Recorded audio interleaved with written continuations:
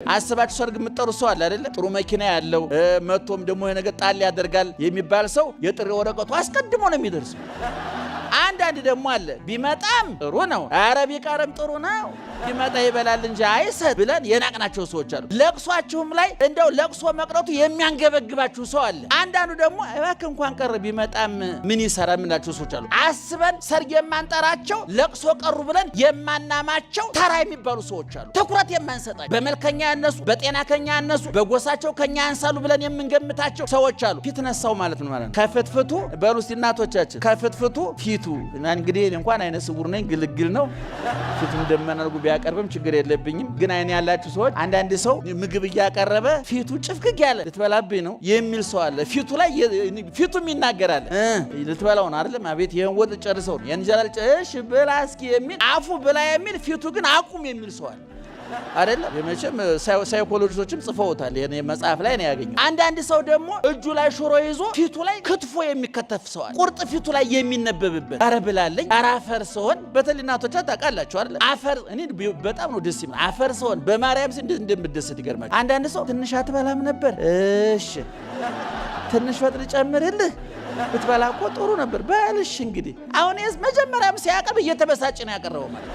ድሮ በጎጃም ራስ ኃይሉ የሚባሉ ትልቅ ገዥ ነበሩ ይባላል እና አንድ ባለሟል ነበራቸውና ባለሟላቸውን እንደው ምን ላድርግልህ አሉት። አይ ጌቶች ምንም አያደርጉልኝም። ለችሎት ሲቀመጡ መሳፍንቱ መኳንንቱ ዙሪያዎትን ከበው ህዝቡ እርሶን ሲያይ ይጥሩና ምንም ደህና ዋልክ ይበሉ በጆሮዬ ይበቃኛል ይሄ አላቸው አሉ። እሳቸው በደንብ አላስተዋሉትም።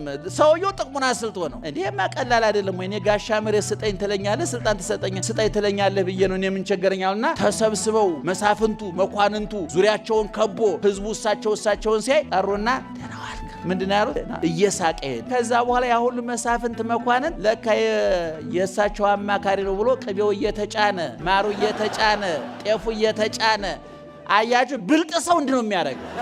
አንዳንድ ሰው አለ ከባለስልጣናት አጠገብ ጠጋ ብሎ ፎቶ የሚነሳ አያቆም እኮ ሰውየው ይገርማችሁ።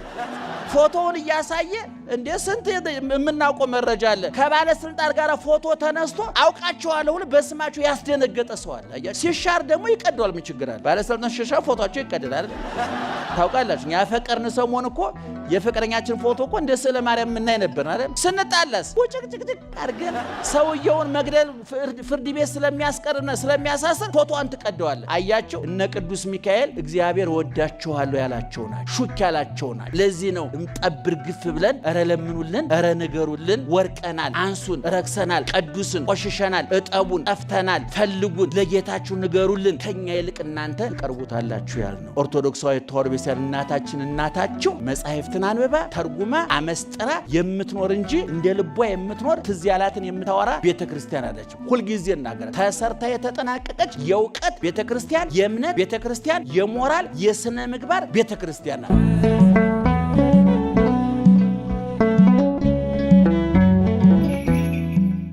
በስመ አብ ወወልድ ወመንፈስ ቅዱስ አሃዱ አምላክ አሜን። እግዚአብሔርን ብላችሁ ይቅርታውን ቸርነቱን አምናችሁ ከቅድስት ድንግል እናቱና ከቅዱሳን ባለሟሎቹ የእግዚአብሔር ቤተሰቦች ምእመናን እንዴት ዋላችሁ?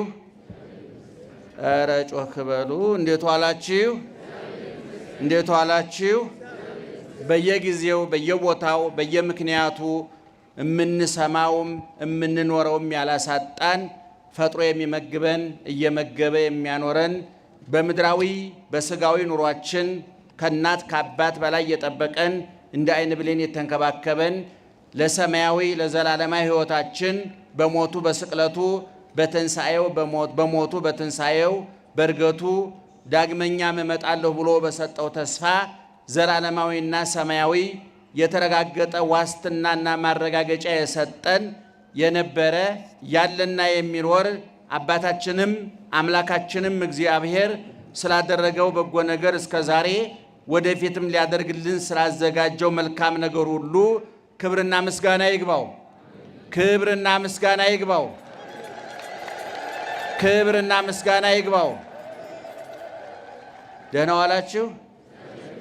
በደንብ ስሙን እጥር ምጥን ሰብሰብ አድርገን የዕለቱን ታሪክ ከህይወታችን ጋር አገናኝተን ጥቂት ነገር እንነግራችኋለን። የሚመክር የሚያስተምር የሚመራ የሚመግብ እግዚአብሔር ነውና እኛ ትዝ ያለንን የመሰለንን የገመትነውን የግል ፍላጎታችንን የግል ሐሳባችንን እንዳናፈስባችሁ ጆሮአችሁን ይጠብቅ እግዚአብሔር፣ አንደበታችንንም ይቆጣጠር እግዚአብሔር። አሐዱ ሕፃን እምዕብራውያን ፈለገ ተከዚ ተገድፎ ወእምተሰጥሞ ውስተ ባሕር በእደ ወለተ ፈርዖን ተሃድፎ አውፃ ሕዝበ እምድረ ግብፅ ወለጸሮሙ ቀሰፎ ሕፃነ ማርያም ከማሁ እምሕፃናተ ገሊላ ተሪፎ ፄዋፄዮን ሜጠ ወነሰተ ግልፎ የሚል እነየንታ ሰናይ በጸናጽል የሚያሳምሩት የሚያስውቡት ለጆሮ እንዲጥም ለአእምሮ እንዲመግብ ህሊናን እንዲያሳርፍ ነፍስን እንዳረካ አድርገው የሚያሳምሩት ከዛሬ 500 ዓመት በፊት የተደረሰ ማህሌተ ጽጌ የሚባል ድርሰት አለ። ምእመናን ገድላት፣ ድርሳናት፣ ተአምራት፣ መልካ መልክ የምንላቸው በጠቅላላ ሁሉ ከብሉይ የተቀሰሙ ከሐዲስ የተለቀሙ ከመጻሕፍተ ሊቃውንትና መነኮሳት የተቀመሙ ንባባቸው ጆሮ የሚሞላ ምስጢራቸው አእምሮ የሚያጠግብ ኃይለ ቃላቸው ህሊናን የሚያሳርፍ ነፍስን የሚያረካ ናቸው። በግዕዝ ቋንቋ ስለተዘጋጁ ምናልባት ብዙዎቻችሁ የመስማቱ አጋጣሚ ላይኖራችሁ ይችላል። አሁን የጠቀስኩላችሁ ያነበብኩላችሁ በግዕዝ ቋንቋ ያነበብኩላችሁ ምንባብ ከማህሌተ ጽጌ የተወሰደ ነው። 5 ቤት የግዕዝ ግጥም ነው። ሊቁ ብሉዩን ከሐዲስ እንዴት አድርገው እንዳስታረቁት ግጥሙ 5 ቤት ነው። በግዕዝ ቋንቋ የተዘጋጀ ነው። የሚገርማችሁ ግን ብሉዩን ከሐዲስ የጥንቱን ከአዲሱ እንዴት አድርገው እንዳገናኙት ሙሴን ከክርስቶስ ዲያብሎስን ፈርዖንን ከዲያብሎስ በግብፅ ያለቁትን ሕፃናት በገሊላ ካለቁት ሕፃናት ሙሴ የኤርትራ ሰበካ ጉባኤው አንዱ ስፒከር ማሰብ አለበት። ማመልከቻ ደህና ዋላችሁ? ይሰማችኋል? እስኪ እንደሚሰማችሁ በጭብጨባ ግለጡልን። ስለዚህ አሁን የአነበብኩላችሁን በቀጥታ በተረጉምላችሁ ረጅሙን የብሉይ ኪዳን ታሪክ እጥር ምጥን አድርጎ ለጆሮአችን ለአእምሮአችን ይመግብልናል ብዬ አስባለሁ።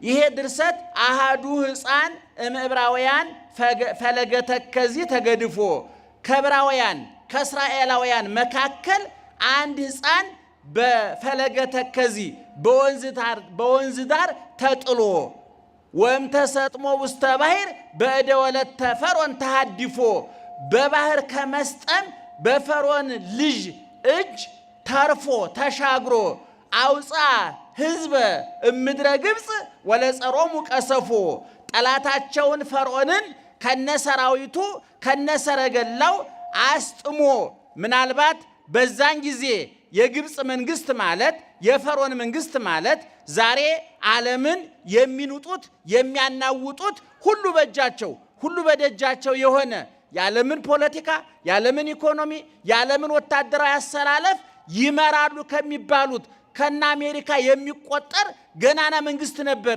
የዛሬ 3000 ዓመት ገደማ የነበረው የግብፅ መንግስት ፈርዖን በጣም ብዙ ሺህ ሰረገላ የነበረው በጣም ብዙ ሺህ የተቀለበ የሰለጠነ የደረጃ ወታደር የነበረው በመከላከያው መስክ በጣም ጠንካራ መንግስት ከሚባሉት መካከል የግብፅ መንግስት ነው። የፈርዖን መንግስት ነው። ሙሴ አንድ ብትር ይዞ የተጋፈጠው ከዚህ ሰራዊት ጋራ ነው፣ ከዚህ መንግስት ጋራ ነው። ሙሴ በእጁ ላይ የነበረው አንድ በትር ነው።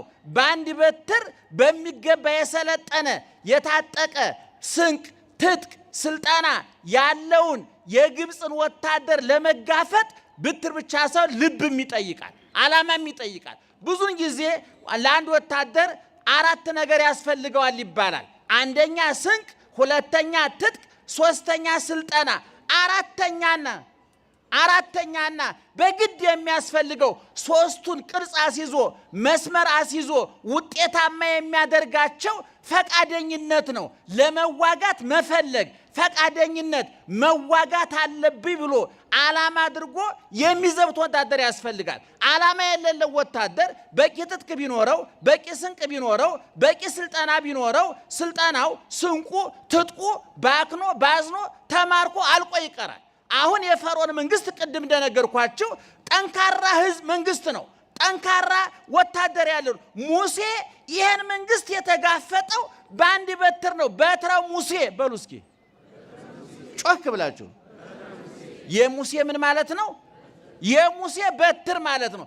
አሁን ቅድም በጥቅሱ እንደነገርኳችሁ አውፃ ህዝበ ምድረ ግብፅ ወለጸሮሙ ቀሰፎ፣ ያንን ጠላታቸውን ቀስፎ ገሎ ፈርዖንን ከነብዙ ሺህ ሰራዊቱ ከነብዙ ሺህ ሰረገላው በኤርትራ ባህር አስጥሞ ያንን ያሻገረው ያ በአባይ ወንዝ ዳር፣ በኤርትራ ወንዝ ዳር፣ በግብፅ ወንዝ ዳር የተጣለ አይረባም አይጠቅምም ተብሎ የተጣለው እግዚአብሔር ግን ለትልቅ ስራ የፈለገው ምእመናን፣ የእግዚአብሔር አሰራር ከሰዎች አሰራር የሚለየው እግዚአብሔር በብዛት አያምንም፣ በጉልበት አያምንም፣ በስንቅ በትጥቅ አያምንም፣ በስልጠና አያምንም።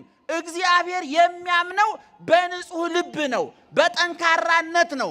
አሁን ቅድም እንደነገርኳችሁ ሙሴ በባህር ዳር የተጣለ አንድ ዝግባ የማይባል ሕፃን ነው። በእግዚአብሔር እርዳታ፣ በእህቱ ጥቆማ፣ በፈርዖን ልጅ ቅንነት ቤተ መንግስት ያደገ፣ በወተት በፍትፍት ያደገ፣ ነገር ግን የቤተ መንግስቱ ምቾት፣ የቤተ መንግስቱ ፍትፍት፣ የቤተ መንግስቱ ድሎት ዓላማውን ያላስረሳው፣ ማንነቱን ያላስረሳው ትልቅ ልባም ነው ሙሴ። እና ይሄ ሙሴ ያንን 215 ዓመት የተረገጠ፣ የተቀጠቀጠ፣ የተሰቃየ፣ ያነባ፣ ያለቀሰ፣ የጮኸ ህዝብ በመከራ የማቀቀ የተሰቃየ። የሚገርማችሁ የመከራውን ጽናት ለማሳየት እስራኤላውያን በግብፅ የደረሰባቸው መከራ ለማሳየት ኖራ እያቦኩ ሲሚንቶ እያቦኩ ጡብ እየቀጠቀጡ ይሰሩ ነበር። ዛሬ ግብፃውያን የሚመጻደቁበት ግንባታ በእስራኤላውያን አቅም የተገኘ ነው። የሚገርማችሁ እስራኤል የምትባለው ሀገር በእግዚአብሔር መዳፍ ውስጥ ያለች ሀገር ናት። በእግዚአብሔር ጥበቃ ውስጥ ያለች ሀገር ናት። የሚገርመው ብሉይ ኪዳን ሐዲስ ኪዳን በጠቅላላ የፈለቀው ከዚች ምድር ነው። ነቢያት በጠቅላላ እስራኤላውያን ናቸው። ሐዋርያት በጠቅላላ እስራኤላውያን ናቸው። ድንግል ማርያም ከነ ልጇ እስራኤላዊት ናት። ይሄ ልዩ ጥበቃ የሚደረግለት፣ ልዩ እንክብካቤ የሚደረግለት፣ በጠባብ መሬት ሰፊ ልቡና የተሰጠው፣ በቁጥር ትንሽ በግን በዓላማ ብዙ የሆነ ዛሬ እስራኤል የዓለምን ውሃ ልክ አስከብሮ የሚኖረው ጠንካራ ሰራተኛ፣ ተመራማሪ፣ የእውቀት ምንጭ የሆነው ህዝብ በእግዚአብሔር ጥበቃ የተደረገለት ህዝብ ነው። ይህን ማመን ያስፈልጋል። እንዲያውም መጽሐፍ ቅዱስ ዓለምን እስራኤልና ዓለም ተብሎ ሁለት ቦታ ነው የሚከፈለው። የሚገርማችሁ ነገር ሁለት ቦታ ነው። ዓለምና እስራኤል፣ ህዝብና አሕዛብ ማለት እኮ 10 ሚሊዮን የማይመሉ እስራኤላውያንና 7 ቢሊዮን የዓለም ህዝብ ቁጥሩ እኩል ነው ይላል መጽሐፉ። ስለዚህ ይህ ህዝብ በግብፅ ተረግጦ ተጨቁኖ አንብቶ ተሰቃይቶ ልጅ ሲወልዱ እናቶች ነፍሰ ጡሮቹ መሬት ጭቃ ሲረግጡ ምጣቸው ሲመጣ እዚያው ከጭቃው ጋራ ልጆቻቸው እርገጡ ተብሎ የተፈረደባቸው ህዝቦች ናቸው። ይህን ህዝብ ለማውጣት ነው ሙሴ የተላከው። ሙሴ ሲላክ በጉልበቱ፣ በቁመቱ፣ በጡንቻው፣ በደረሱ ስፋት፣ በጡንቻው ጥንካሬ የተመረጠ አይደለም። እግዚአብሔር ባልባሌ ነገር ትልቅ ስራ መስራት ይችላል። በተናቀ ነገር ትልቅ ስራ መስራት ይችላል። እግዚአብሔር በተናቀው እንጨት እኮ ተሰቅሎ ዓለምን አድኗል። በአህያ ተቀምጦ ቤተ መቅደስ ገብቷል። ከድሆቹ መንደር መርጦ ከድንግል ማርያም ተወልዷል። ሰዎች ቀንን ሲያደንቁ እግዚአብሔር በጨለማ ተወልዷል። እግዚአብሔር ሰዎች ለቤተ መንግስት ሲጋደሉ እግዚአብሔር በበረት ተወልዷል።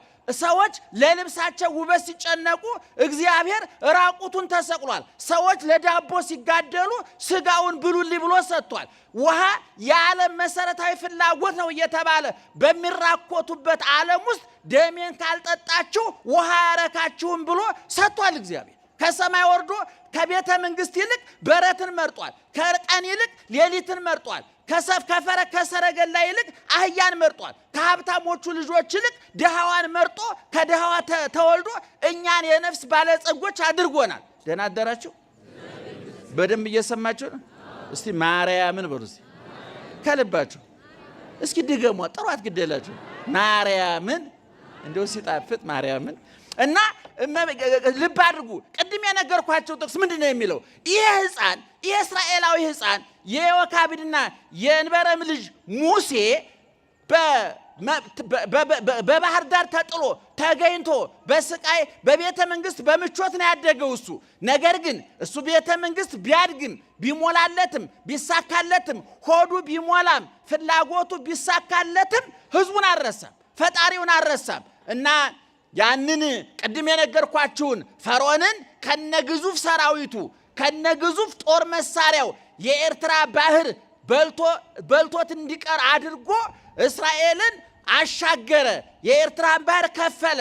40 ዘመን መና ከሰማይ እያወረደ ውሃ ካለት እያፈለቀ የእስራኤልን አስቸጋሪነት የህዝቡን አስቸጋሪነት ተቋቁሞ በእግዚአብሔርና በህዝቡ መካከል አገናኝ መኮንን ሆኖ ድልድይ ሆኖ እግዚአብሔር ሲቆጣ አረ ጌታዬ ማርልኝ እያለ ህዝቡ ሲረብሽ አረረፉ እያለ በሰውና በእግዚአብሔር መካከል አደላዳይ አገናኝ አስማሚ አስታራቂ የብሉይ ኪዳን መካከለኛ ሆኖ ያን ህዝብ ከግብፅ መርቶ ወጥቷል። እና አሁን ደራሲው ምንድነው የሚለው? ሙሴ ይሄን አደረገ።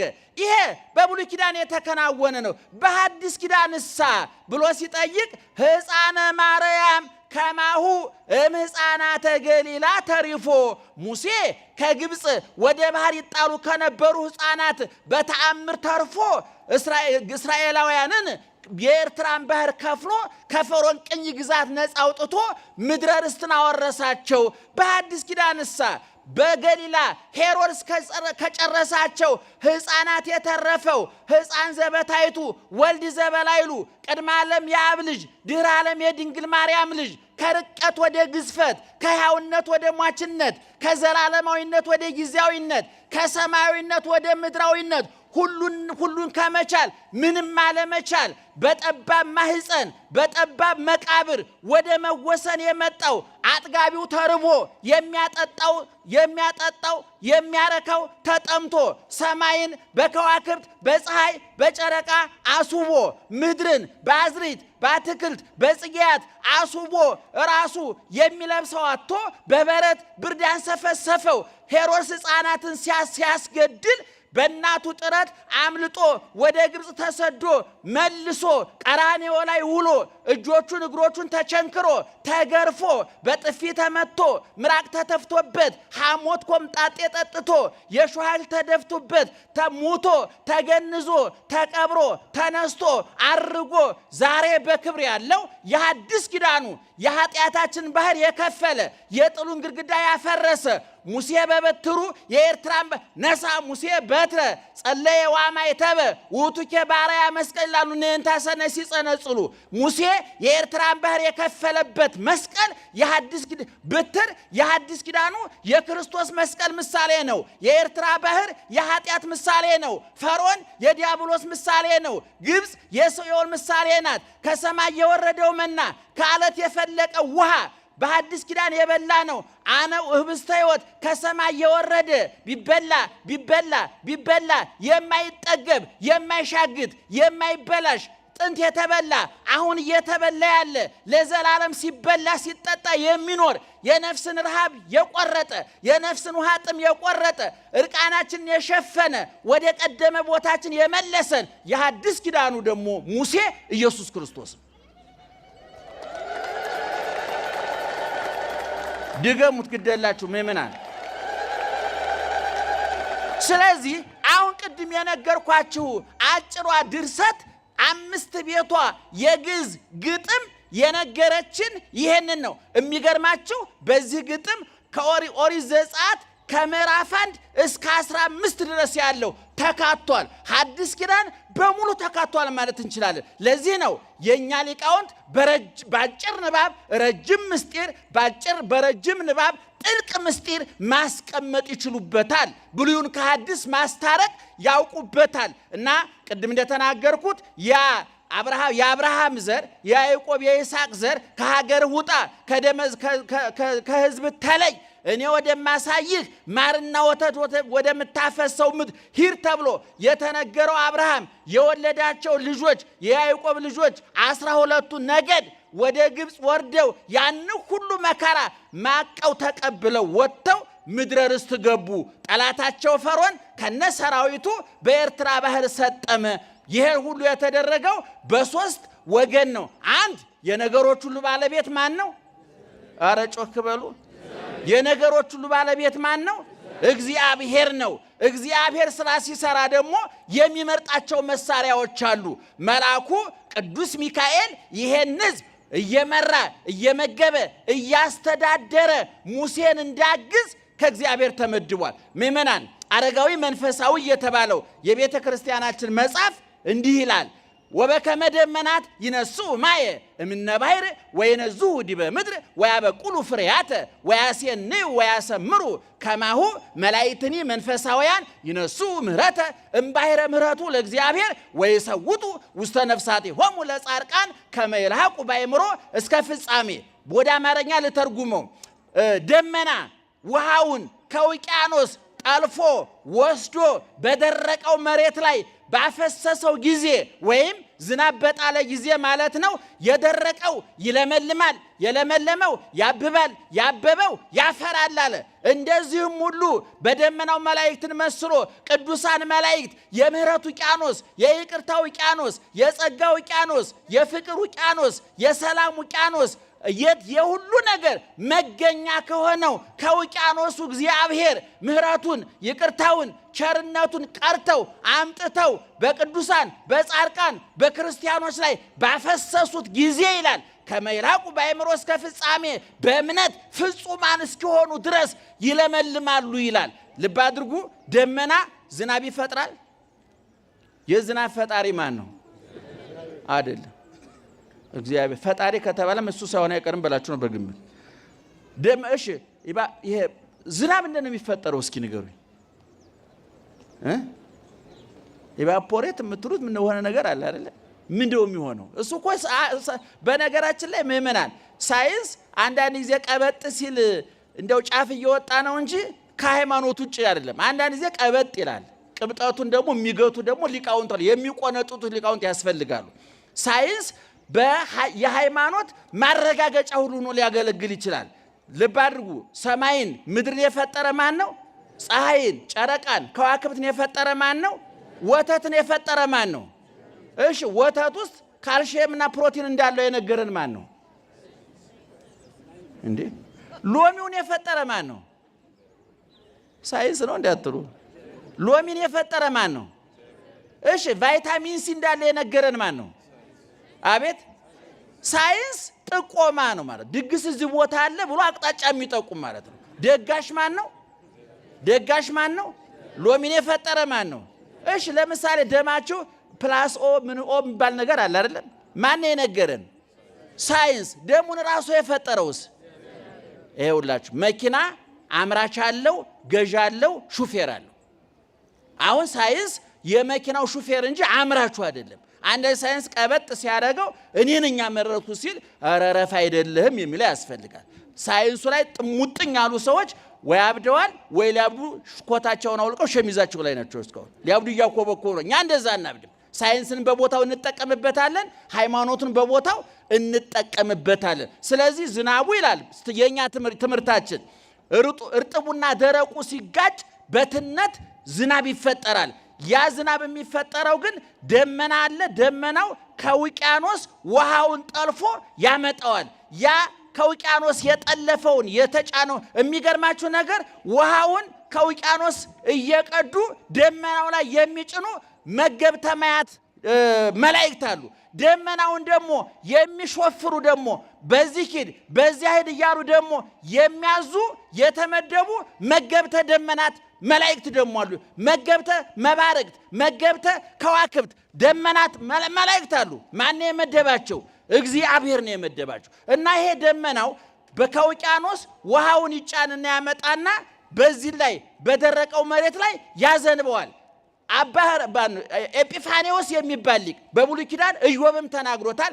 እይሰጠጥ ደመናሁ ይላል። የሚገርማችሁ አሁን ደመናው በነገራችን ላይ ዝናብ የያዘ ደመናና ያልያዘ ደመና በምን ይታወቃል? አይናሞች፣ ኧረ አይናሞች በምን ይታወቃል? ሲንገረኛት ንገሩኝ።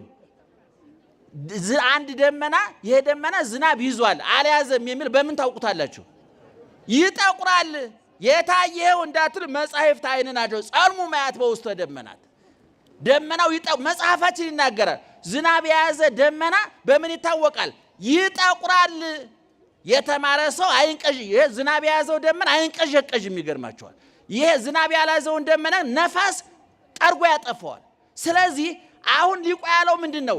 ደመናው ውሃውን ከውቅያኖስ ያመጣና በምድር ላይ ያፈሰዋል አለ። ውቅያኖስ የተባለው በምሳሌ እግዚአብሔር ነው። ዝናብ የተባለ ቸርነቱ ነው። ደመና የተባሉት መላእክት ናቸው። እኛ መላእክት ምህረት ያመጣሉ አልን እንጂ የምህረት ምንጭ ናቸው አላልንም። መላእክት ይላላካሉ፣ ያገለግላሉ አልን እንጂ ፈጣሪ ናቸው፣ አምላክ ናቸው አላልንም አንልምም። ስለዚህ እነ ቅዱስ ገብርኤል፣ እነ ቅዱስ ሚካኤል፣ እነ ቅዱስ ሩፋኤል ሌሎቹም ኃያላን ረቂቃን ሰማያውያን የማይራቡ የማይጠሙ የማይተኙ የማያንቀላፉ የማይታመሙ የማያገቡ የማይፈቱ የማይነግዱ የማይከስሩ የተሾሙ የማይሻሩ ሰማያዊ አባታቸው እግዚአብሔር ያነገሳቸው ያከበራቸው የሾማቸው እኛን ለማገልገል የመደባቸው ቅዱሳን መላእክት እኛን ይረዳሉ። ለዚህ ነው በዚህ በዘጸአት 23 ላይ ይሰማችኋል። በዘጸአት 23 ላይ ሙሴ ሲናገር ይላል እኔ ወደ ማሳይህ ምድር መርቶ ያደርስህ ዘንድ መላኬን በፊትህ ልካለሁ ይላል። ስሜ በላዩ ላይ ነውና እንዳታስቆጣው ተጠንቀቅ ይላል። ስሜ የሚለው ማን ነው? እግዚአብሔር። በማን ላይ ነው ስሙ ያለው? በሚካኤል በገብርኤል ላይ። ሚካ ጨርሱት።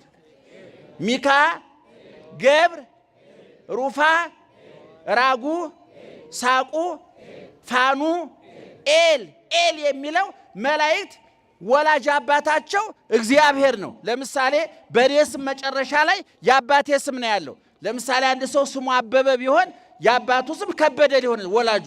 ቅዱሳን መላእክት ግን አባት የላቸውምና መጠሪያ ስማቸው የአባታቸው ማን ነው? እግዚአብሔር ነው። ሚካኤል፣ ገብርኤል፣ ሩፋኤል፣ ፋኑኤል፣ ሳቁኤል እየተባሉ ይጠሩበታል። እና አንድን መልአክ ስሜ ልባ መጽሐፍ ቅዱስ ነው የሚለው ምእመናን ስሜ በላዩ ላይ ነውና መልአኩን እንዳታስቆጣው ተጠንቀቅ ይላል። ኦሪት ዘጸአት ምዕራፍ 23 ቁጥር ያን ቤታችሁ ገብታችሁ አንቡት። መዝሙረ ዳዊት ደግሞ መዝሙር 90 በቅንፍ 90 ከቁጥር 8 ጀምሮ ደግሞ እንዲህ ተብሏል። ይቀርብ እኩይ ሀቤከ ክፉ ወደ አንተ አይቀርብም፣ ወይበው መቅሰፍት ቤተከ መቅሰፍት ወደ ቤተ አይገባም። ለምን? እስመ ለመላእክቲሁ ይእዝዞሙ በእንቲአከ መላእክቱን ስላንተ ምን ያደርጋቸዋል? ያዛቸዋልና። ከመይቀቡከ በኩሉ ፍናዊከ በመንገድ ሁሉ ይጠብቁ ዘንድ ወበእዴሆሙ ያነስኡከ በእጆቻቸውም ከወደክበት ያነሱ ዘንድ ያነሱሃል። ከመይተታቀፍ በእብን እግርህ እንዳትሰነካከል መላእክቱን ስላንተ ያዛቸዋልና መቅሰፍት ወደ አንተ አይገባም፣ ወደ አንተ አይቀርብም፣ ክፉ ወደ አንተ አይቀርብም፣ መቅሰፍትም ወደ አንተ አይገባም ተብሏል። ስለዚህ ቅዱስ ሚካኤል በብሉይ ኪዳን የተጠቀሰው መልአክ ቅዱስ ሚካኤል ነው፣ ሙሴን ያገዘ። እንግዲህ ልብ አድርጉ፣ እስራኤላውያን ከግብፅ ወጥተው ወደ ምድረ ርስት ወደ ሀገራቸው እንዲገቡ ዋናው እግዚአብሔር ነው፣ ቀጥሎ ቅዱስ ሚካኤል ነው፣ ቀጥሎ ሙሴ ነው። እነዚህ ሶስት አካላት ናቸው ለእስራኤላውያን መዳን፣ ለፈርዖን ለግፈኞች መውደቅ፣ ለተገፉት መነሳት፣ ለጥጋበኞች ውድቀት ለረሃብተኞች መጥገብ ምንጭ ሆነው አንደኛ እግዚአብሔር ነው፣ ሁለተኛ እግዚአብሔር ላከው ቅዱስ ሚካኤል ነው፣ ሶስተኛ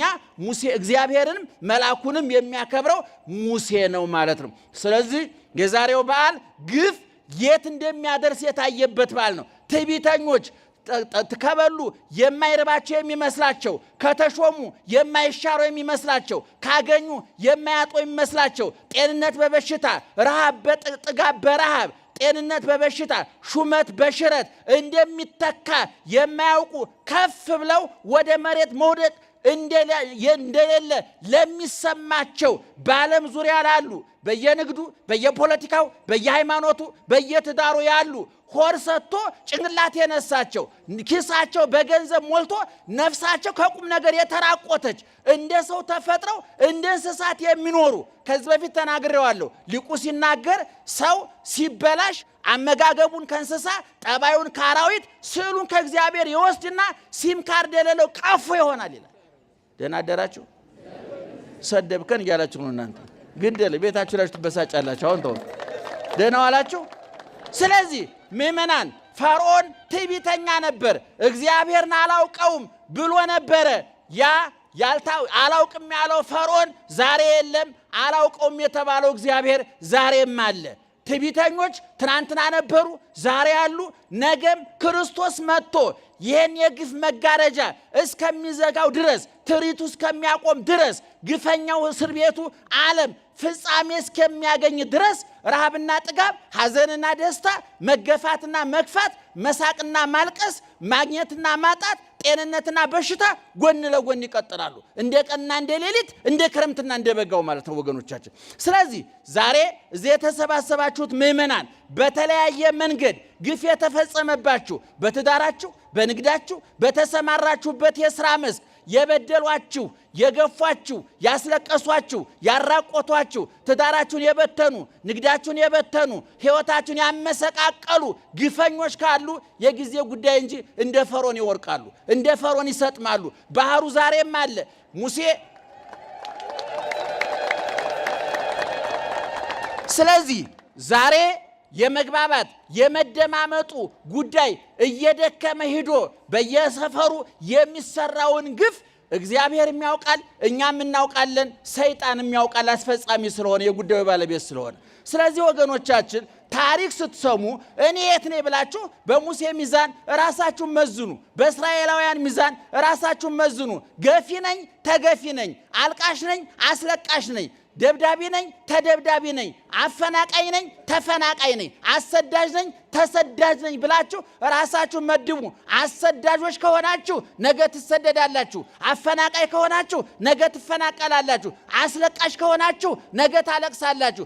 አስራቢ ከሆናችሁ ነገ ትራባላችሁ። ይሄ ጊዜ የሚመሸው የሚነጋው ቀን የሚፈራረቀው እግዚአብሔር ስራ ለመስራት እንዲመቸው ነው እንጂ ቀን ሁልጊዜ ቀን ፀሐይ ወጥቶ ፀሐይ ይገባል፣ ቀን ሄዶ ቀን ሌሊት ይመጣል። ስለዚህ በኦርቶዶክሳዊ ተዋሕዶ ቤተክርስቲያን የምታስተምረው ሁሉ ልኩን መጠኑን አልፎ ከመጠን ያለፈ መከራ እንዳይኖር፣ ከመጠን ያለፈ ግፍ እንዳይኖር፣ ህዝብ ከህዝብ ህዝብ ከመንግስት ተግባብቶ አሰሪ ከሰራተኛ ባል ከሚስቱ ተግባብቶ እንዲኖር ነው መጽሐፍ ቅዱስ የሚነግረን ወገኖቻችን። ስለዚህ ይህንን ታሪክ ስትሰሙ እኔ የቱ ጋር ነኝ ብለው መለካት አለባቸው። በንግድ የተሰማራችሁ፣ በፖለቲካ የተሰማራችሁ፣ በሃይማኖት መድረክ ላይ የተሰማራን በተለያየ ቦታ ያለን ሰዎች በፈርዖን ቦታ ነው ያለሁት፣ በሙሴ ቦታ ነው፣ በእስራኤላውያን ቦታ ነው ያለሁት፣ በግብፃውያን ቦታ ነው ብለን ራሳችን መጠየቅ አለብን። ይሄን ጠይቀን ለዚህ የምናገኘው መልስ ለውርቀታችንም ሆነ ለትንሣኤያችን መነሻ ይሆናል ማለት ነው። ስለዚህ ዛሬ ታላቁ መልአክ ቅዱስ ሚካኤል የሚከበርበት ቀን ነው። ምእመናን ለእያንዳንዳችን ጠባቂ መልአክ አለን። ይክበር ይመስገን እግዚአብሔር። በማቴዎስ ወንጌል ምዕራፍ 18 ቁጥር 10 ላይ እንዲህ ተብሎ ተጽፏል። ውቁ ይታስተሐቅርዎሙ ለአሐዱ እምእሉ ንዑሳን፣ ከነዚህ ከታናናሾቹ አንዱን እንኳን እንዳትንቁ ተጠንቀቁ። ከነማን? ከታናናሾቹ። ምን አይነት ታናሽ? የጤና ታናሽ፣ የገንዘብ ታናሽ፣ የመልክ ታናሽ፣ የስልጣን ታናሽ፣ በብዙ ነገር ከኛ ያንሳሉ ብለን እምንንቃቸው ሰዎች አሉ። አስበን ሰርግ የማንጠራቸው ለቅሶ ቀሩ ብለን የማናማቸው። ደህና ዋላችሁ። አስባችሁ ሰርግ የምትጠሩ ሰው አለ አይደለም? ጥሩ መኪና ያለው መቶም ደግሞ የነገ ጣል ያደርጋል የሚባል ሰው የጥሪ ወረቀቱ አስቀድሞ ነው የሚደርሰው። አንዳንድ ደግሞ አለ ቢመጣም ጥሩ ነው፣ ኧረ ቢቀርም ጥሩ ነው፣ ቢመጣ ይበላል እንጂ አይሰጥ ብለን የናቅናቸው ሰዎች አሉ። ለቅሷችሁም ላይ እንደው ለቅሶ መቅረቱ የሚያንገበግባችሁ ሰው አለ። አንዳንዱ ደግሞ እባክህ እንኳን ቀረ ቢመጣም ምን ይሰራ ምናቸው ሰዎች አሉ። አስበን ሰርግ የማንጠራቸው ለቅሶ ቀሩ ብለን የማናማቸው ተራ የሚባሉ ሰዎች አሉ። ትኩረት የማንሰጣቸው በመልከኛ ያነሱ፣ በጤና ከኛ ያነሱ፣ በጎሳቸው ከኛ ያንሳሉ ብለን የምንገምታቸው ሰዎች አሉ። እነዚህን ሰዎች እንዳትንቁ አለ ጌታ በማቴዎስ ወንጌል ላይ ተጠንቀቁ። ለምን እብለክሙ ከመ መላእክቲሆሙ ወትረ ይሬኡ ላዌ ገጾ ላዌ ዘበሰማያት። መልአኮቻቸው ይላል። የነማን መልአክ? የነማን? የትንንሾቹ እናንተ የናቃችኋቸው ያጠቃችኋቸው ትኩረት የነፈጋችኋቸው ሰዎች መላእክቶቻቸው መልአኮቻቸው በሰማይ የአባቴን ፊት ያያሉና። ፊት ነሳው ማለት ነው ማለት ነው። ከፍትፍቱ በሉ እስቲ እናቶቻችን፣ ከፍትፍቱ ፊቱ። እና እንግዲህ እንኳን አይነ ስውር ነኝ፣ ግልግል ነው። ፊቱን እንደመናርጉ ቢያቀርብም ችግር የለብኝም። ግን አይን ያላችሁ ሰዎች አንዳንድ ሰው ምግብ እያቀረበ ፊቱ ጭፍግግ ያለ ልትበላብኝ ነው የሚል ሰው አለ። ፊቱ ላይ ፊቱም ይናገራል። ልትበላው ነው አይደለም? አቤት ይሄን ወጥ ጨርሰው ነው የእንጀራ ጨሽ ብላ እስኪ የሚል አፉ ብላ የሚል ፊቱ ግን አቁም የሚል ሰው አለ አይደለም? የመቼም ሳይኮሎጂስቶችም ጽፈውታል። የኔ መጽሐፍ ላይ ነው ያገኘሁት። አንዳንድ ሰው ደግሞ እጁ ላይ ሽሮ ይዞ ፊቱ ላይ ክትፎ የሚከተፍ ሰው አለ። ቁርጥ ፊቱ ላይ የሚነበብበት። አረ ብላለኝ፣ አረ አፈር ሰውን በተለይ እናቶቻ ታውቃላችሁ አይደል? አፈር እኔ በጣም ነው ደስ ይላል። አፈር ሰውን በማርያም ስም እንደምደሰት ይገርማቸው። አንዳንድ ሰው ትንሽ አትበላም ነበር? እሺ ትንሽ ወጥ ልጨምርልህ ብትበላ እኮ ጥሩ ነበር። በልሽ እንግዲህ አሁን መጀመሪያም ሲያቀርብ እየተበሳጨ ነው ያቀረበው ማለት ነው።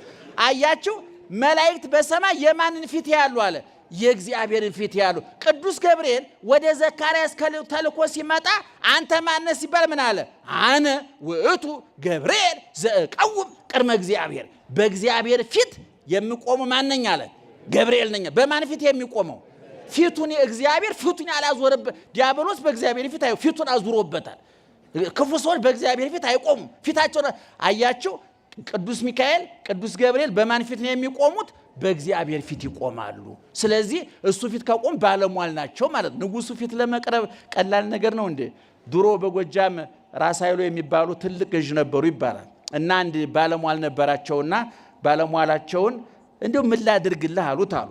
አይ ጌቶች ምንም አያደርጉልኝም።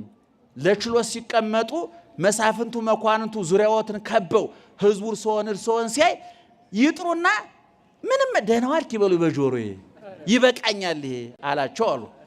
እሳቸው በደንብ አላስተዋሉትም። ሰውየው ጥቅሙን አስልቶ ነው። እንዴማ ቀላል አይደለም ወይ? እኔ ጋሻ መሬት ስጠኝ ትለኛለህ፣ ስልጣን ስጠኝ ትለኛለህ ብዬ ነው እኔ ምን ቸገረኛልና ተሰብስበው መሳፍንቱ መኳንንቱ ዙሪያቸውን ከቦ ህዝቡ እሳቸውን ሲያይ ጠሩና ደህና ዋልክ አሉት። ምንድነው ያሉት? ደህና። እየሳቀ ሄደ። ከዛ በኋላ ያ ሁሉ መሳፍንት መኳንንት ለካ የእሳቸው አማካሪ ነው ብሎ ቅቤው እየተጫነ ማሩ እየተጫነ ጤፉ እየተጫነ አያችሁ። ብልጥ ሰው እንዲህ ነው የሚያደርገው። አንዳንድ ሰው አለ አይደል ከባለስልጣን አጠገብ ጠጋ ብሎ ፎቶ የሚነሳ አያቆም እኮ ሰውየው ይገርማቸዋል። ፎቶውን እያሳየ እንደ ስንት የምናውቀው መረጃ አለ። ከባለስልጣን ጋር ፎቶ ተነስቶ አውቃቸዋለሁ ብሎ በስማቸው ያስደነገጠ ሰው አለ። አያችሁ። ሲሻር ደግሞ ይቀደዋል። ምን ችግር አለ? ባለስልጣን ሲሻር ፎቶአቸው ይቀደል አይደል? ታውቃላችሁ። ያፈቀርን ሰሞን እኮ የፍቅረኛችን ፎቶ እኮ እንደ ስለ ማርያም የምናይ ነበር አይደል? ስንጣላስ ቡጭቅጭቅጭቅ አድርገን ሰውየውን መግደል ፍርድ ቤት ስለሚያስቀርና ስለሚያሳስር ፎቶዋን ትቀደዋለህ። አያችሁ። እነ ቅዱስ ሚካኤል እግዚአብሔር ወዳችኋለሁ ያላቸው ናቸው። ሹክ ያላቸው ናቸው። ለዚህ ነው ጠብር ግፍ ብለን እረ ለምኑልን፣ እረ ንገሩልን፣ ወርቀናል፣ አንሱን፣ ረክሰናል፣ ቅዱስን ቆሽሸናል፣ እጠቡን፣ ጠፍተናል፣ ፈልጉን፣ ለጌታችሁ ንገሩልን፣ ከኛ ይልቅ እናንተ ትቀርቡታላችሁ ያልነው እና ምእመናን ኦርቶዶክሳዊ ተዋሕዶ ቤተክርስቲያን እናታችሁ መጻሕፍትን አንብባ ተርጉማ አመስጥራ የምትኖር እንጂ እንደ ልቧ የምትኖር ትዝ ያላትን የምታወራ ቤተክርስቲያን አለችው። ሁሉ ጊዜ እናገራ ተሰርታ የተጠናቀቀች የእውቀት ቤተክርስቲያን፣ የእምነት ቤተክርስቲያን፣ የሞራል የሥነ ምግባር ቤተክርስቲያን ናት። ንጉሱን ከነሰራዊቱ የምታከብር፣ ዳቦውን ከነመሶቡ የምታከብር። ዳቦ ክርስቶስ ከሰማይ የወረደ እንጀራ ነው። ይሄ ዳቦ የተጋገረባት ምጣድ መሶብ ደግሞ ድንግል ማርያም ናት። ደመናው ድንግል ማርያም ናት። ዝናቡ ክርስቶስ ነው። አበባ ድንግል ማርያም ናት። ፍሬ ክርስቶስ ነው። ግንዱ ክርስቶስ ነው። ቅርንጫፎቹ ሐዋርያት ናቸው። እነ ቅዱስ ሚካኤል ናቸው። እኔ የወይን ግንድ ነኝ አለና እናንተ ምንድናችሁ አለ? ቅርንጫፍ ናችሁ አለ። ቅርንጫፍ ተቆርጦ ሲወጥ ምን ይባላል? ጭራሮ ይባላል። ጭራሮ ይነዳል፣ አመድ ይሆናል። እነ ይሁዳ፣ እነ ንስጥሮስ፣ እነ መቅዶኒዎስ፣ እነ አሬዎስ። ደህናው ረዘመ ይሄ ነገር።